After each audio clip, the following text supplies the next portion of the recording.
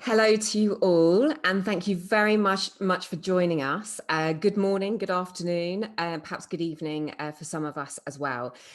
So welcome to this session, which is dedicated to perhaps more the healthcare professionals and clinic leads, and dedicated to the subject of enhancing your practice with your clients and your patients through using NAD to perhaps diversify your practice.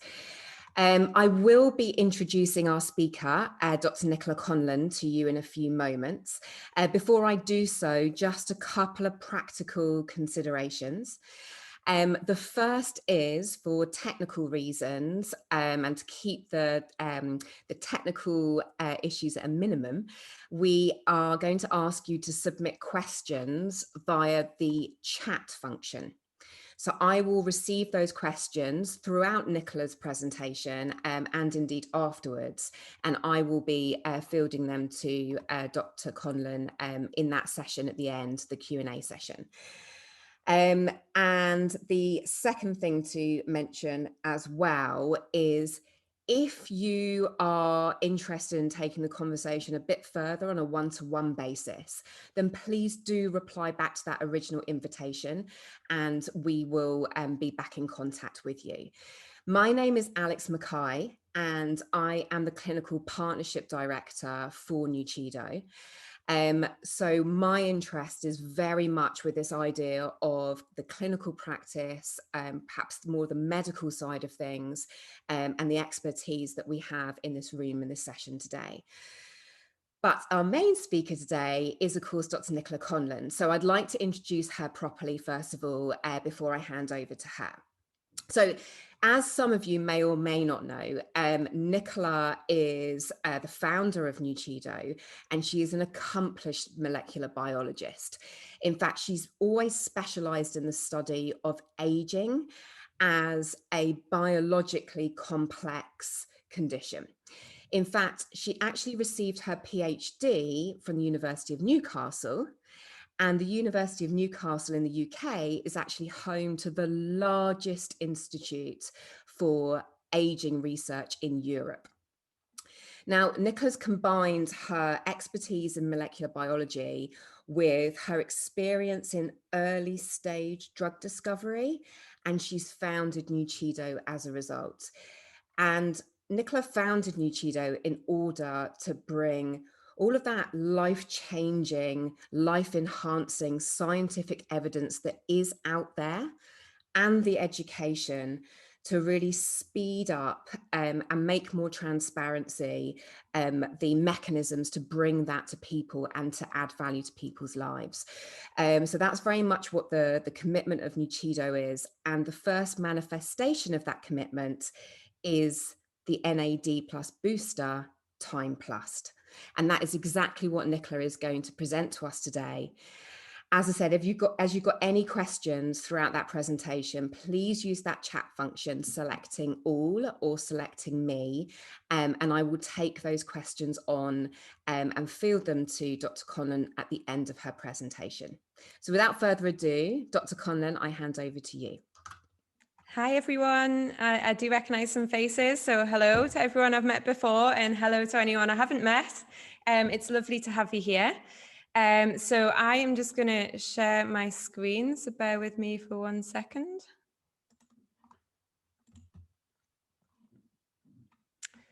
Is that on, Alex? It is. Yes, we can see it. Excellent. Okay, so as Alex said, I'm the CEO and the lead scientist at Nuchido. And today I am going to be talking to you about NAD. So you're obviously here because you're either interested in introducing NAD boosting therapies to your clinic, or you might already be administering NAD-based products to your clients, and you're looking to learn more about the latest science and the most efficacious products that are available at the moment. So at Nuchido, we have developed a new generation of NAD boosting supplement that actually boosts NAD 4 times more than other available products that are out there at the moment. And we use what we call a whole systems approach. So in this presentation, firstly, I'm going to give you a quick 101 on NAD for those of you that are new to the subject. I know a lot of you will already be familiar with it, but just as a refresh to introduce it. And then importantly, I'm going to take you through exactly how our supplement works to efficiently boost NAD, how it's different from other supplements out there that you may already be familiar with, and how it uses a unique whole systems approach to actually boost NAD levels.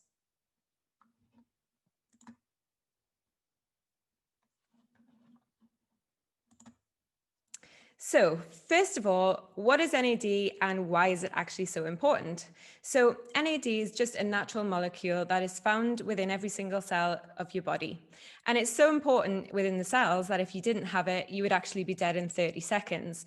And this is because it plays such a major role in energy production in the mitochondria, where it helps turn the food that you eat into the energy that your cells need to function. As well as its role in energy metabolism, it's also been found to be incredibly important in cellular maintenance and repair. And basically what I mean by this is it acts as a switch to actually switch on cellular maintenance and cellular repair processes on and off. So when you've got high NAD levels, basically you get more energy and you have more repair processes switched on. And when you've got low NAD levels, you have generally less energy and less of the repair and maintenance processes are switched on within the cell. So the problem that we have is that our NAD levels have actually been found to decline with age. In fact, cellular NAD levels are found to decline by around 50% every 20 years. So when we're young, you have really high levels, but as you get older, they decline.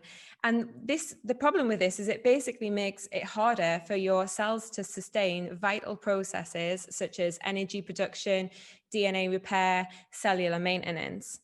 And when NAD becomes persistently low, when we're at advanced stage, this results in an accumulation of damage that basically leads to many of the symptoms of aging, the negative health consequences that are also associated with aging. And just to show how much your NAD actually declines, it's estimated that approximately you suffer from a decline of 50% in your NAD levels by every 20 years. And this is dropping from literally the day you were born. So by the time you're 20, technically you've already lost 50% of your NAD. So that's quite a big decrease, even at this early stage in life. So the good news is that there is a lot of scientific evidence to show that actually you can boost your NAD levels. And if you do this, you can have incredible health benefits as you age. So studies have shown that increasing NAD levels can do a host of benefits to the cells and to your health in general. For example, it's been shown to improve cellular energy levels. It's been shown to restore muscle function, improve cognitive function, all of things that actually decline with age. On a cellular level, it's been found to repair damaged DNA. It's also improved markers of insulin sensitivity, and it's improved vascular function and cardiovascular protection. And, these are whole body-wide improvements here. And it's not actually surprising that there are so many benefits because NAD is found in every single cell in your body, and it's playing a critical role in all of these cells. In some key studies that have taken place recently, scientists working with NAD have discovered that by replacing NAD in aged cells and tissues, they could actually reverse age-related decline and reverse any damage in the cells to a youthful state. In other words, that after they had treated the cells with NAD, they could no longer tell the difference between the old and young tissues. So many scientists actually now believe and agree that maintaining high levels of NAD as you age is actually a really promising way to combat the aging process. So it seems rather simple, if you put it like that. Let's just boost NAD levels and we'll reap all these benefits, and we'll all age well. But obviously, as with anything in biology, it's not that simple. And this is because the production of NAD in the body is actually rather complex. So to begin with, there are multiple precursors that NAD can be made from. There are multiple pathways that can make NAD, and there are just as many pathways that can actually degrade NAD and break it down within the body. then NAD can actually be recycled, which most people don't realize. And it can also flip between what we'd call oxidized and reduced states. So you might have seen NAD referred to as NAD+, which is the oxidized state, or NADH, which is the reduced form. And part of the function of NAD is as a redox reactor, and it basically flips between these two states. So basically what this shows us is that there's a lot going on in NAD production. And if you really want to boost your NAD in your clients, then you've got to really understand how all this underlying biology actually works.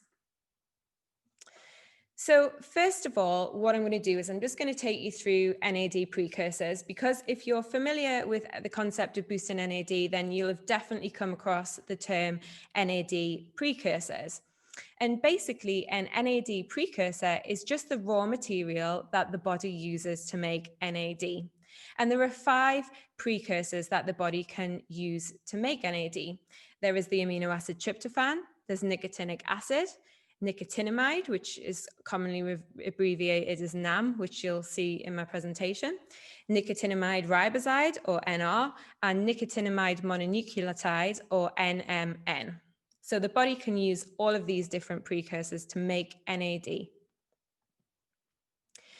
So how does our body actually make NAD from these precursors? Well, there are actually 3 different pathways in the cell that can convert these precursors into NAD. You've got the salvage pathway at the top, and you've got the de novo pathway, and then the press handler pathway. And as you can see, NAD production it's a fairly complex process. It's involving multiple pathways, precursors, enzymes, and this is a simplified version that I'm showing you here. It's actually a lot more complicated than that, but even at this low level, you can see it's already getting quite messy. And all of these different pathways actually result in NAD production, but some of the pathways have been shown to be more important for NAD production in the body than others. So I'm just going to go through each of the pathways a little bit.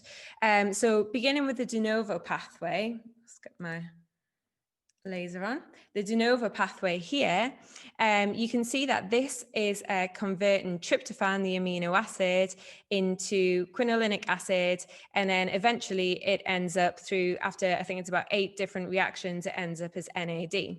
Now, this actually primarily occurs in the liver and the kidneys and is known to only make a minor contribution to NAD production.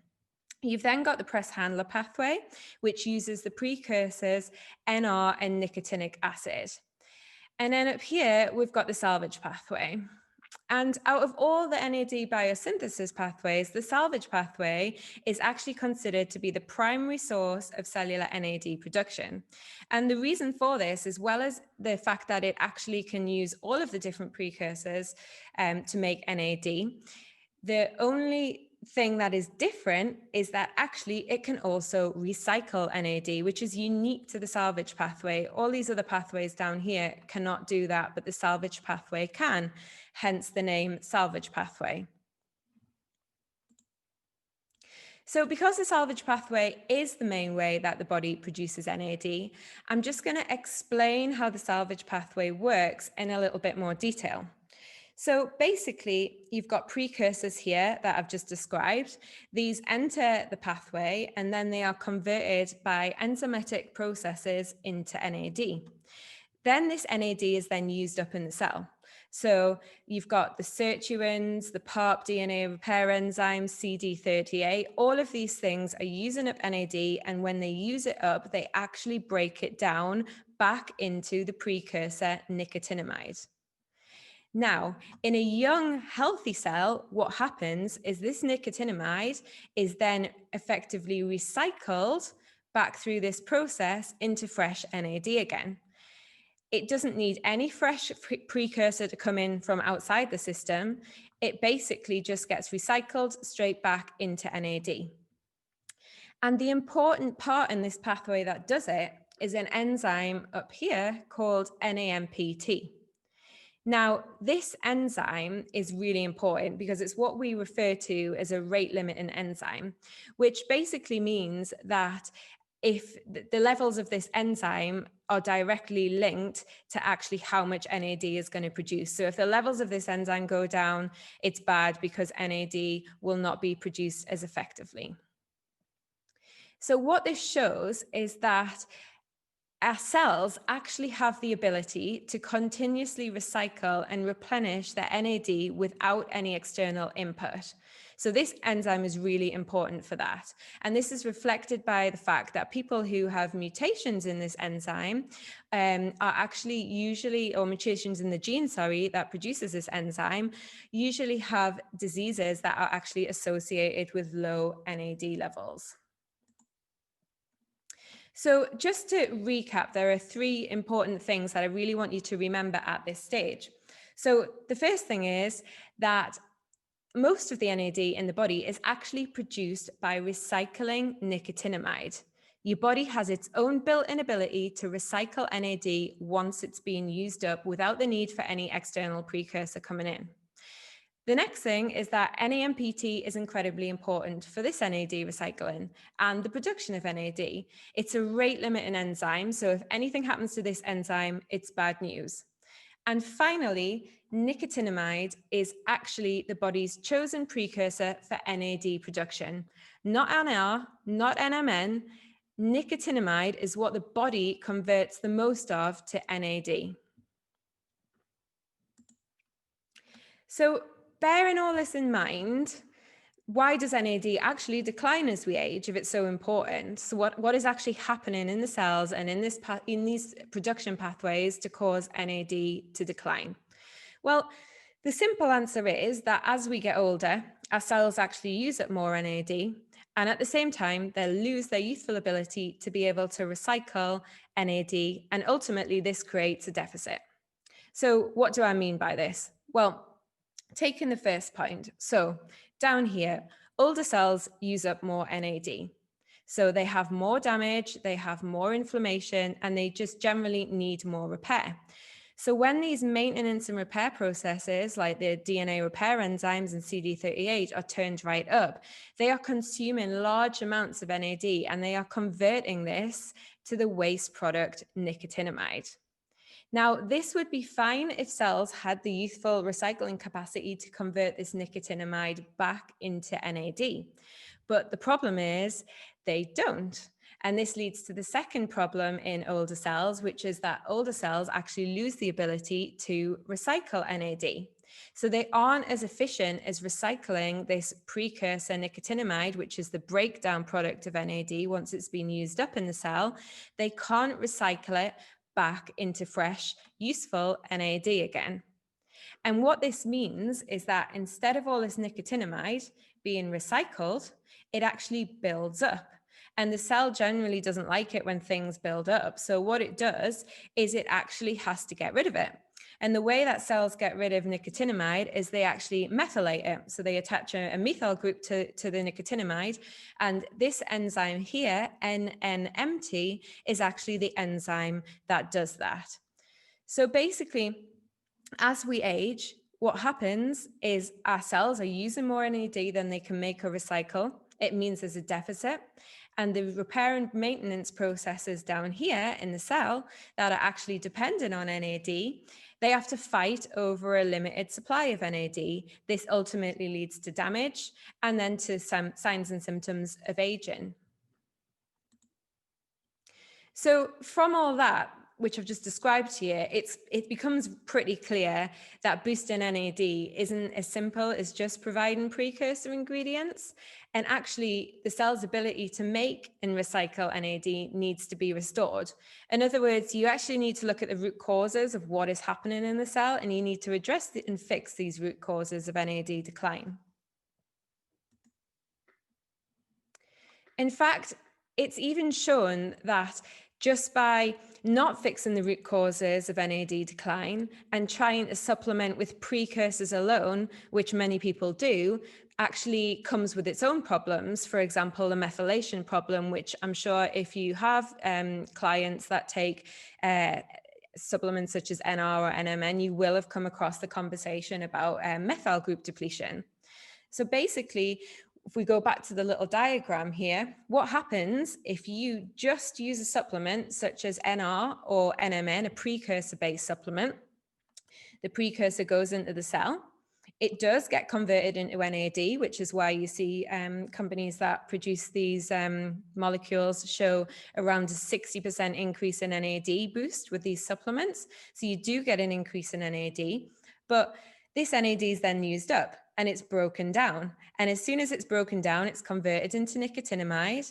And if you haven't fixed the underlying problems in the cell, which are causing NAD to decline, namely this reduction in the salvage pathway because of this enzyme that's declined with age, what happens is the cell has to get rid of it. So it methylates it and it excretes it.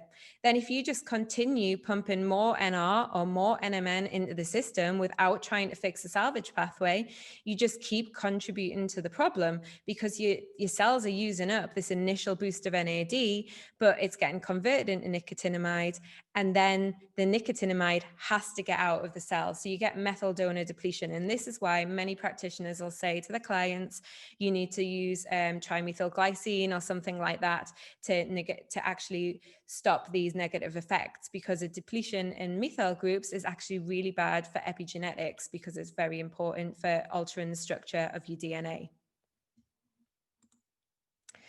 So to really efficiently boost NAD in a sustainable way, you actually need to fix the underlying issues within the cell that are causing NAD to decline. In other words, you need a combination of interventions that goes far beyond simply providing the cell with precursor ingredients, but actually restores the body's ability to make and recycle its own NAD, just like it did when it was younger. So again, going back to our little diagram, how do we actually do this? So you need to use what we describe at Nuchido as a whole system approach. And this means doing multiple things. It means looking exactly what's going on at the biology and trying to fix the individual components instead of kind of just ignoring them like many other companies do. So to boost NAD efficiently, there's a multiple things you need to do. The first thing is that you need to increase the cell's ability to make its own NAD, because cells are really very good at making NAD when they're young. They just lose it as they get older.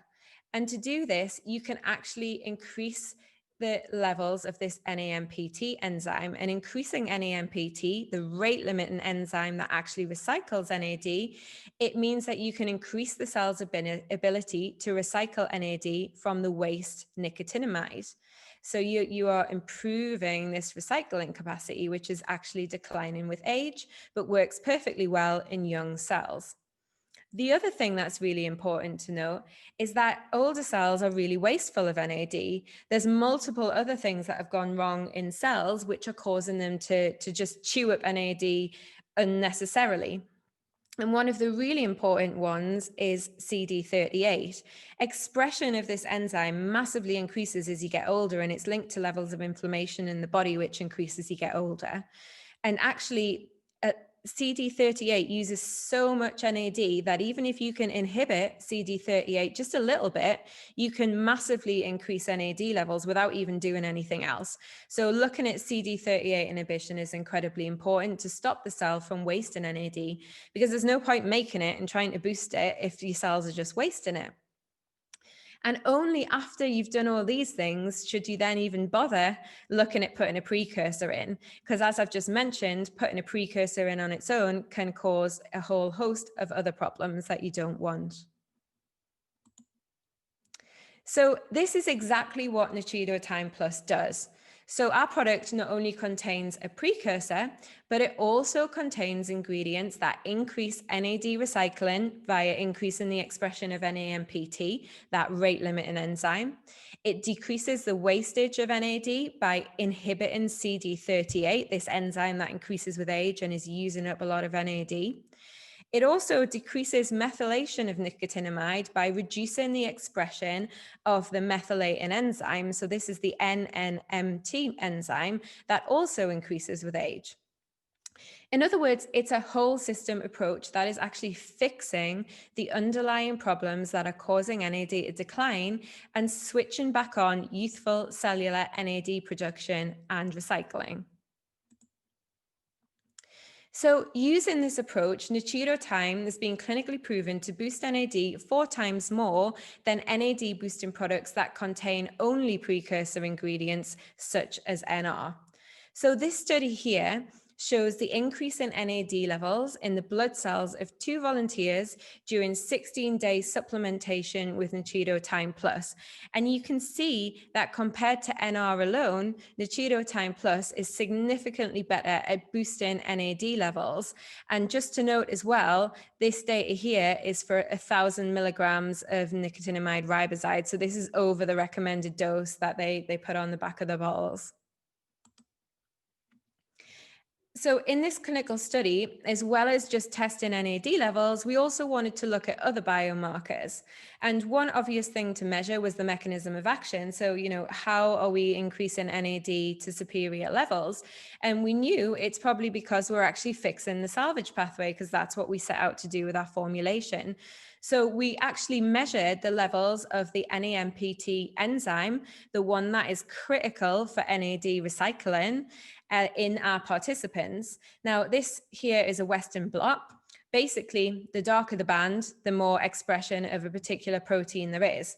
So you can see that in the baseline, there was undetectable levels of NAMPT, but over the course of the 16 days taking Nuchido TIME, you can see the expression of this enzyme increase. The other thing that we wanted to look at is what are the actual downstream benefits of high NAD? Because it's not actually NAD itself that has a lot of the benefits, it's the things that it actually activates. So this role as a signaling molecule. And the sirtuins, or SIRT1, are incredibly important in activating many of the beneficial downstream effects of NAD. So again, we measured this with a Western blot. You can see it's undetectable in the baseline. However, over the 16 days, you can see the increased expression of SIRT1. So we also currently have a 24-person placebo-controlled double-blinded crossover study running. The participants in this trial are male and female, and they're aged between 20 and 80 years old. We've got a cohort of each decade from 20 to 80. And we're looking at changes in the NAD levels. We're also looking at all the other NAD metabolites, so the whole NAD metabolome. We're also looking at the downstream effects of high NAD levels, for example, the sirtuin activity, damage repair, mitochondrial function. Unfortunately, that has been delayed, as with everything in the world at the moment, due to COVID. But as soon as we have the results all analyzed, we will be announcing that. So keep an eye out, and we will alert you when that data is available. So just to summarize this part of my presentation, I hope that you can see that boosting NAD is much more efficient if you use a whole system approach. And Nuchido TIME Plus does this by targeting the root cause of NAD decline, which restores youthful NAD production and recycling. And because of this approach, Nuchido TIME actually boosts NAD levels 4 times more than precursor-based products such as NR or NMN alone. So the next part of this presentation, I'm actually going to take you through all of the ingredients that Nuchido TIME Plus has in it, and I'm going to explain to you exactly what they do in our formulation and how they work together to boost NAD levels.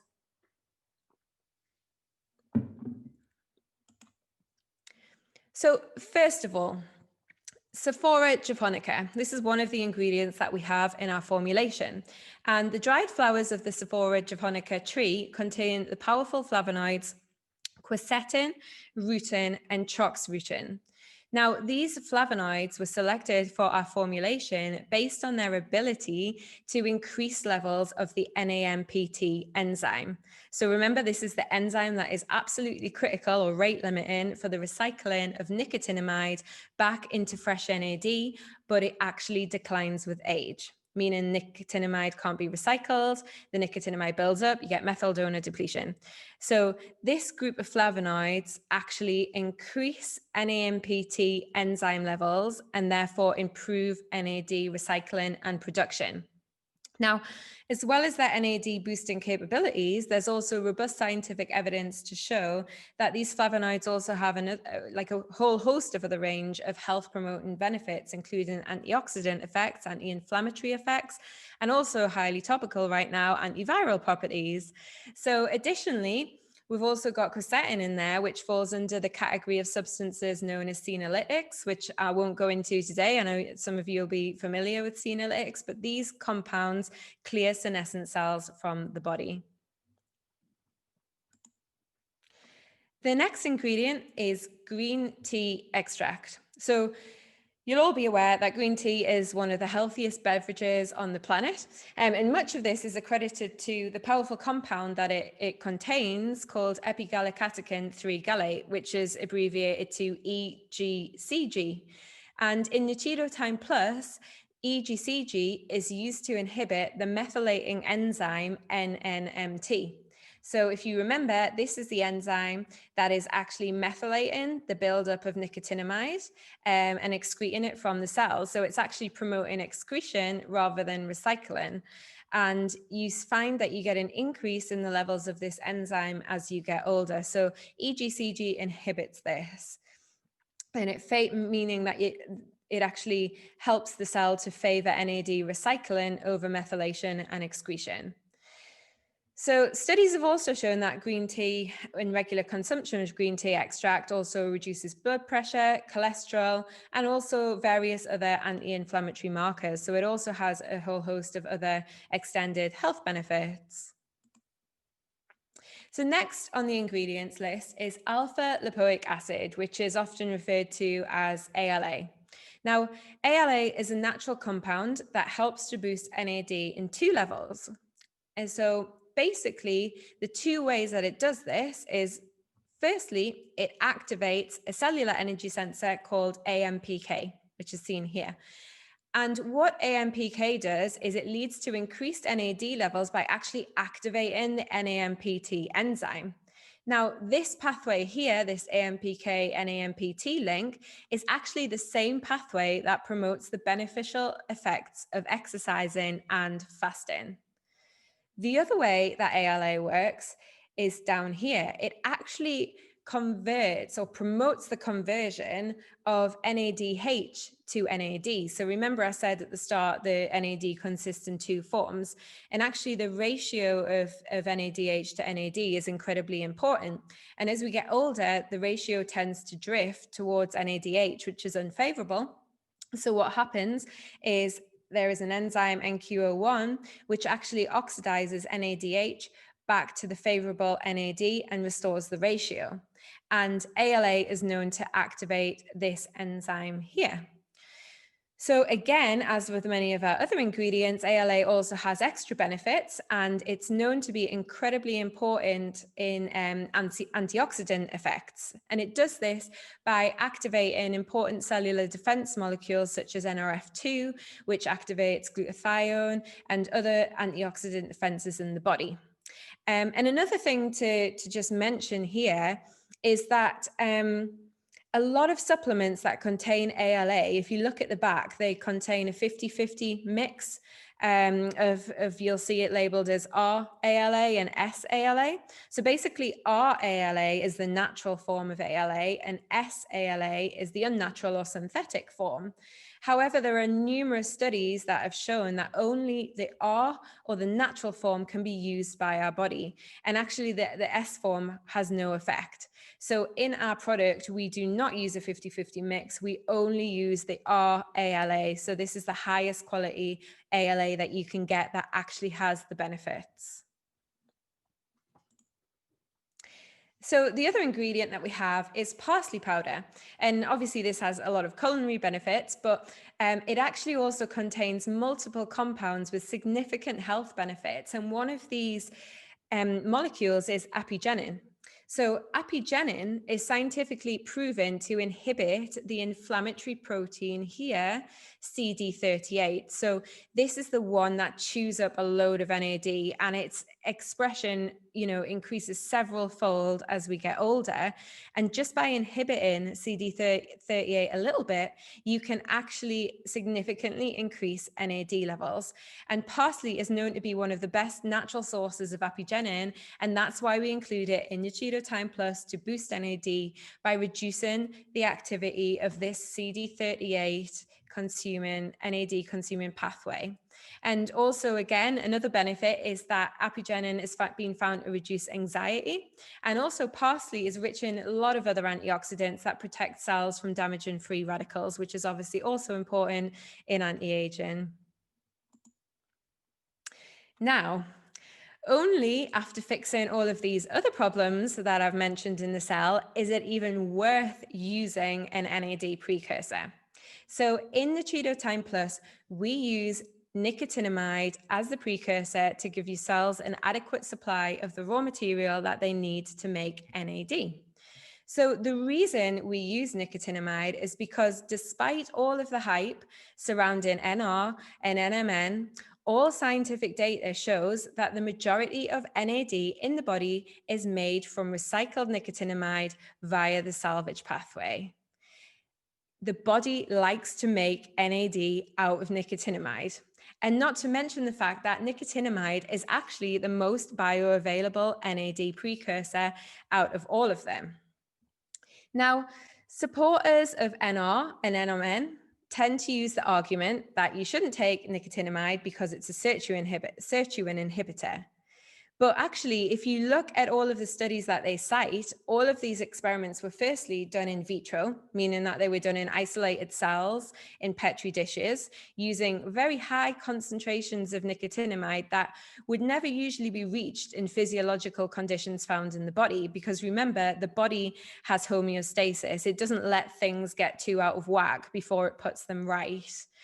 And if you view the data even more closely, what you will find is that as long as the body actually has the capacity to convert nicotinamide to NAD via the salvage pathway, nicotinamide never actually gets a chance to hang around long enough in the cells to build up to such inhibitory levels because it's rapidly converted to NAD, which in turn actually activates the sirtuins. And you can see this by the data that I presented earlier, which basically shows that Nuchido Time Plus, despite containing nicotinamide, actually boosts levels of SIRT activity. In addition, nicotinamide's also got a lot of other benefits, even when inhibited at therapeutic high doses, for example, help with skin disorders, diabetes, neuronal damage, and also in various inflammatory diseases. So it's a very, very good precursor to have in there. So finally, as well as all the ingredients that I've already mentioned, we also have some other supportive ingredients in our formulation just to enhance the health benefits. So the first one to mention is black pepper extract. And the reason we put this in is because it contains the active molecule piperine. So piperine is actually used to help increase the uptake of nutrients from the small intestine because it allows various active molecules, as well as the ones including many of the ones that we've got in our formulation, to enter the blood and access the rest of the body and get to the cells more easily. So this is basically added to Nuchido Time Plus to improve absorption of the active ingredients. And piperine is also known to be beneficial because it actually boosts metabolism by activating thermogenesis, which is a process that breaks down fat cells. So that's an added bonus. Then we've got good old vitamin C here. So we also add vitamin C because, as well as have a reputation of being able to fight infections, its health benefits actually start far beyond immunity. So people who actually take regular doses of vitamin C have been found to live longer than people that don't. And this is likely due to the fact that it reduces inflammation, it protects the integrity of DNA, and it reduces biomarkers of cellular stress. And finally, we've got zinc. So as we age, there is a progressive decline in our immune response. And, that is so relevant right now to the world that we're living in. And supplementation with zinc has been helped to found reduce this impairment of the immune system. So that is why it is included in our formulation. Now, finally, just a slide on the safety and tolerability of Nuchido Time Plus. So basically, we're a UK company. So Nuchido Time Plus has very high standards because we comply with all UK and EU food supplement regulations, which are known to be pretty stringent. And this includes the Food Supplements Directive, which basically lists the vitamins and minerals which are permitted for use in food supplements, and also the recommended levels of use. And all of the ingredients in Nuchido Time Plus are on this list and have been assessed and approved by the European Food Safety Authority, or EFSA, which you might know it as. We also had our clinical trial, which I mentioned, that had 24 people. We had absolutely no adverse reactions. We've been selling the product for over a year and haven't had any adverse reactions reported. The product is vegan and gluten-free. And also just to note that Nuchido Time is manufactured to really rigorous pharmaceutical standards. And I think that obviously comes from my background in drug development. It's what we used to do and our facility follows GMP standards and is also an FDA inspected facility. So that's all I'm going to talk about today. Thank you so much for listening. I hope that was informative. And I'll hand back over to Alex, who will coordinate the questions. Thank you very much, Nichola. And we have had some questions come through, actually. So if you can bear with me, there were some questions that came through before you'd shown some data, but I'm still going to ask them, but maybe give a slightly different angle to it. So the first question, Nichola, is with respect to the choice of the precursor. Now, you obviously did go on to explain the different precursors and the precursor used by the body. So the question was, why not NMN or NR, and why nicotinamide? So I think you went some way to explaining that. I guess the follow-up question to that is that biological use of nicotinamide, was that the reason you chose it, or was there another reason or any other considerations to use that particular precursor?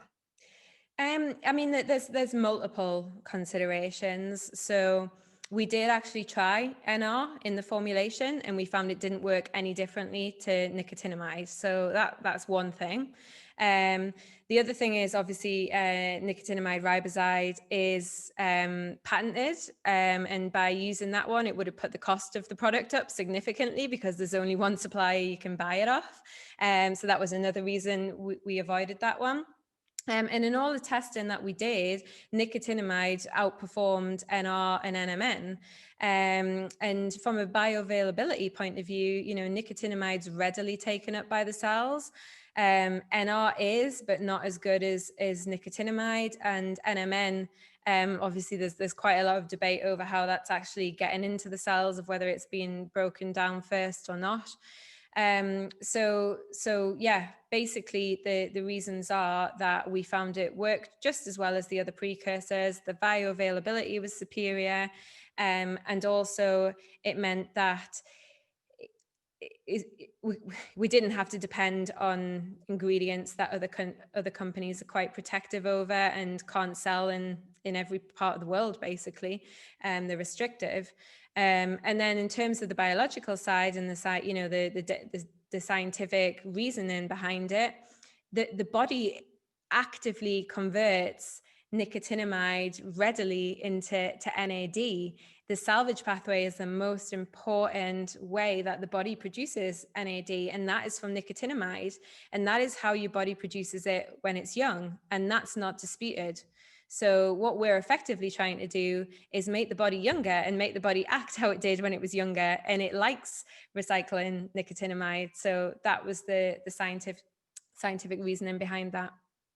So Nichola, following on from that, there was some discussion in the chat room that referred to a particular study that showed that using nicotinamide, I guess, as a precursor alone. I'm going to make that assumption that that was what the study was based on. Perhaps didn't show to increase health span in mice, and that the authors of that paper speculated that perhaps they'd observed a suppression of SIRT1. Is that something that you is that something you know about and that you can there's an explanation for, or is that something that isn't consistent with the other data that you've seen? Yeah, I think there's a lot of data on both sides, and I guess the key point is it's a speculation of what it's doing, and I guess the most important thing is that a lot of the studies that show nicotinamide as a SERT inhibitor aren't done in vivo; they're done in vitro, so they're done in cells rather than the whole physiological animal or person, and that does make a big difference.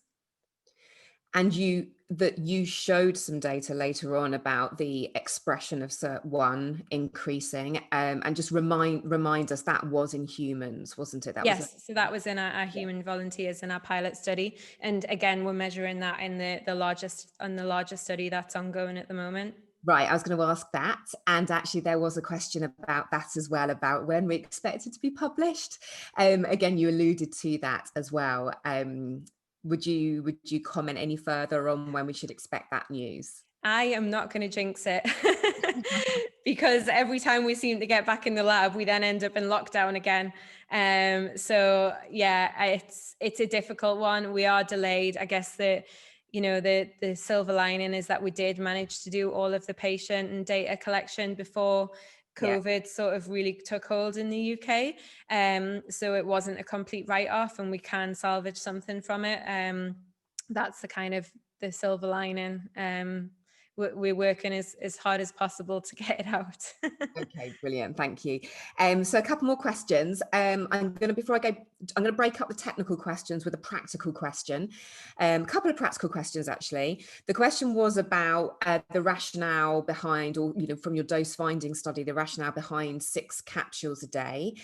And more specifically, is there a linear relationship between the dosing and the NAD increase that was observed? So, for example, would 3 capsules give you 120% increase in NAD plus? So we don't know the answer to that. We haven't done that study. The original formulation was worked out based on the efficacy of the individual active ingredients and their, pharmacokinetic data and their bioavailability for the amount that we needed to put in there. And then the formulation, basically the reason it's 6 capsules is because that was where the sweet spot was, where it was working really well. So it is a lot of capsules, but we decided it was better to have the bigger NAD boost and have to put up with swallowing the capsules, and that most people would be happy to do that if they know they're getting a superior product. And then linked to that as well, Nichola, there was a question that I guess I've certainly heard before, and that is the management of the dosing with an intermittent fasting regime. However, the specific question was about a more specific type of fasting regime where people only eat once a day.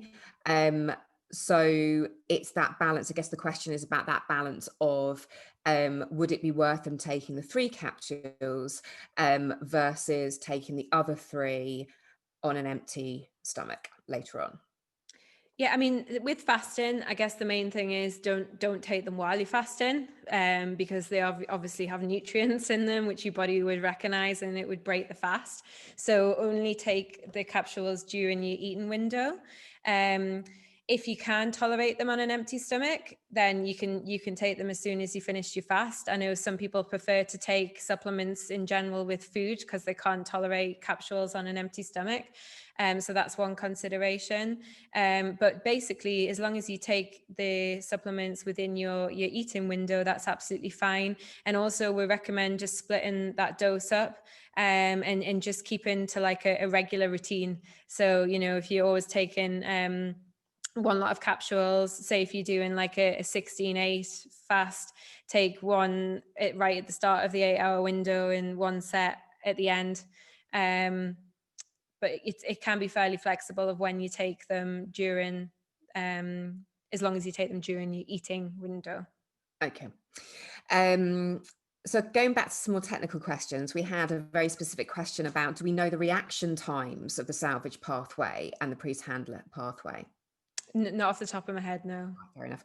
And what about when you've looked at boosts in NAD, has this purely been looking at blood samples, or have there been any tissue samples, I guess, or any evidence in whether NAD is equally boosted in tissues? So we in the original pilot study, it was just blood samples, and more specifically, it was the PBMC fraction of the blood, so the white blood cell fraction. In the current trial that we're running, we're also looking at the blood, but we're doing all the different fractions of the blood, not just the PBMCs. And the other thing is we have actually done some skin samples. So that's the only other tissue that we have done, just because obviously it is quite invasive to take samples of tissue. So in the interest of getting the ethics through for clinical trials, we do tend to avoid that at this stage. Thank you, Nichola. And there was also a question about some green tea. Is there a possible association between green tea and people with sleep problems? So issues with sleep? Have you come across that before? No, I haven't come across that. And actually, one of the main benefits that our customers report is actually sleep.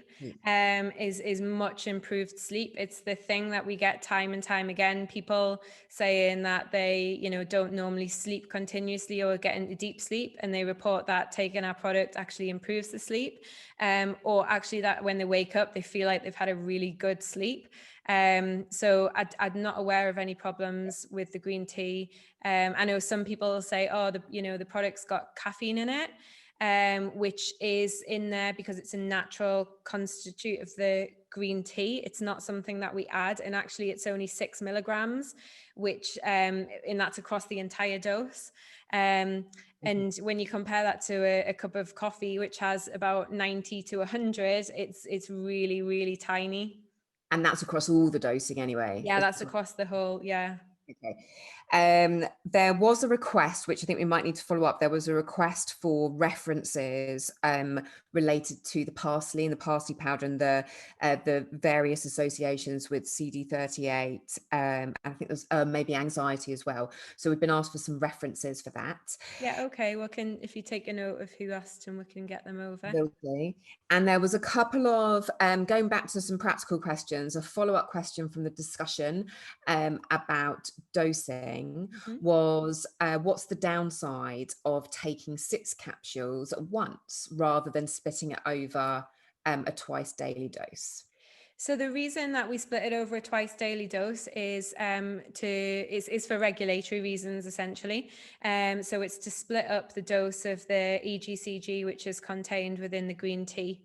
So the regulatory laws in the UK and the EU state that if you've got I think it's over 300 milligrams of EGCG within your product, it has to be taken as a split dose. So that's why it's split up. Okay. Okay. All right. Thank you. So I guess that, that's the position really is. Yeah. So I mean, on a pilot study, we actually had dosing all in one go with no adverse effect. However, yeah, for regulatory reasons, we're not allowed to have that on our tub. Yeah. Couple more practical questions, more about compared to other treatments or in combination. So, interesting question. Does Time Plus work well in combination with the NAD precursors, the other NAD precursors that you mentioned? What's your advice on that, Nichola? Yeah, so I think a lot of people ask us this. They say, should I be taking NR as well? And the answer that we have is no, because if you again go back to the sort of little diagrams I've had of what everything's doing, you just need a precursor to come in. Obviously, we find that nicotinamide works best, and you're kind of just doubling up. It's doing the same part of the job. It doesn't matter which precursor you're using, and there already is a precursor within our product. So we wouldn't recommend combining it with other B vitamin based precursors such as NR or NMN, because then there is a risk you kind of go over your daily limit for these group of molecules. Okay, makes sense. So let's talk about NAD infusions and patches. So we've got a couple of questions about, actually interesting, there's two very different questions. One question is, what evidence is there for the idea that NAD makes it through the bloodstream and into the cells? I guess we're talking about the bioavailability here and the actual uptake by the cells through infusions and patches. But then the flip side of that is, actually, if this is if this is still a decent way forward, would you combine Time Plus with an infusion or a patch intervention? Yeah, so I mean, in general, I think there's now only been one study that's actually looked at an IV infusion. There is very limited data. I know there's some older data that shows that NAD, like whole intact NAD, because NAD is a big chunky molecule, can diffuse in some cells, mainly neurons, through something called CX43 or connexin 43, which is like a little channel. So there is some evidence that it may be able to pass into some cells intact. But the general consensus at the minute is that actually NAD is rapidly broken down in the blood into the precursors, and then basically the precursors are then taken up. So Right. there's quite a bit of data to suggest that it's actually broken down into nicotinamide, which then diffuses readily through the cell membrane. So I think the key thing is that, at this point in time, because there's not a lot of scientific or clinical testing on IV infusions or patches, you kind of have to go with the anecdotal data, and people do find there is a benefit. So regardless of how this is getting through the cells, whether it's intact, who knows, or whether it's actually just getting broken down into precursors, then it goes into the cell, then it's reassembled into NAD, is kind of irrelevant.